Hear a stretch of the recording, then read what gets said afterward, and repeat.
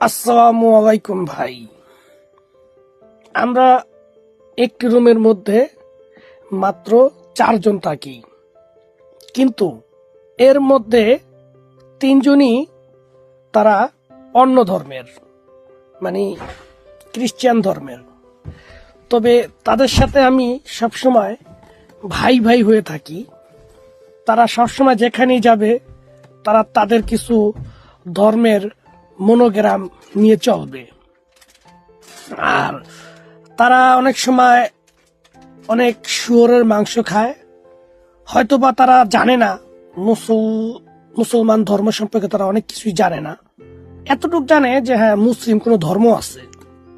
কারণ এই দেশটার মধ্যে মুসলিম আছে 15%, সেটা আর কি, যেগুলো আপনার উজবেকিস্তান, কাজাকিস্তান, হ্যাঁ, এই সমস্ত অঞ্চলের মধ্যে তাজিকিস্তান, কাজেক, মানে এই জায়গার মধ্যে মুসলিম আছে।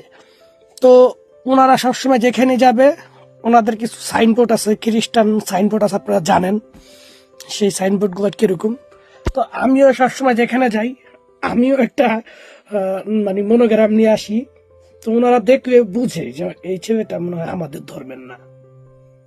তখন জিজ্ঞাসা করে তুমি কি? তখন বলি দেখ আমি হচ্ছি মুসলিম। তো আপনাদেরকে দেখাই, ওদেরটাও দেখাই আমাদেরটাও দেখাই।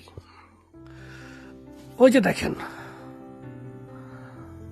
দেখছেন এই যে ওদের যে মানে মা মারিয়ামের ছবি নিয়ে রাখে, আবার ওই যে ওদের একজন ইসের ছবি দেওয়া আছে, এইভাবে আর কি। আর আমি সবসময় যেখানেই যাই তখন আমি আবার এইটারে নিয়ে যাই। এইটার আবার আমি মস্কো থেকে কিনে আনছি, এটা সবসময় লগেই রাখি। দেখছেন, এইটারে আমিও পাশাপাশি রাখি আর কি, তখন ওনারা দেখলেই বুঝতে পারে। যাই হোক, আসলে বড় বিষয় না। সবচেয়ে বড় বিষয় হচ্ছে নিজের ব্যক্তিত্ব। ব্যক্তিত্ব দেখলে মানুষ ধর্মের উপর সম্মানটা বাইরা যায়। আমিও তাদের সম্মান করি, তারাও আমার সম্মান করে। তারা সবচেয়ে বেশি খায় শুয়োরের মাংস, কিন্তু তারা যখন কিছু কিনে আনে, কারণ বিভিন্ন সময় বিভিন্ন লোকের সাথে থাকতে হয়, তো বিভিন্ন অভিযানে যেতে হয়, বিভিন্নভাবে আমাদের গেরিলা আক্রমণ বেশি হয়। তো আমরা এইভাবে, যেমন আজকে এই 10 জন, কালকে ওই 20 জন, এই 30 জন, 40 জন, 50 জন, ঠিক এরকম ভাবে আমরা আর কি থাকি। তবে সবাই ভাই, এক ভাইকে তুই আরেক ভাই আসবে না কখনো। যদি সে মারা যায় বা গুলি খায়, তারে আনলেও লস, সে মরে গেছে, তার দম চলে গেছে, তখন তারা আমরা ফালা দিয়ে আসি। যখন তার একটা দম আছে, সে নিঃশ্বাস নিতে পারতাছে, সে ব্যথা সহ্য করতে পারতাছে, আমরা তার ইনজেকশন দিয়া যেভাবে পারি তার পিছন থেকে নিয়ে আসি। ঠিক আছে?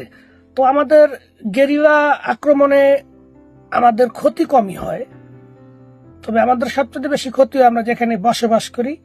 ওরা যে কোনো প্রযুক্তির মাধ্যমে, হ্যাঁ, ওরা আমাদের উপর আক্রমণ করে। এই এই জিনিসগুলাই হচ্ছে আমাদের জন্য বিপজ্জনক, আর কিছু না। তো যাই হোক, একটা বিষয় আপনাদের সাথে শেয়ার করলাম।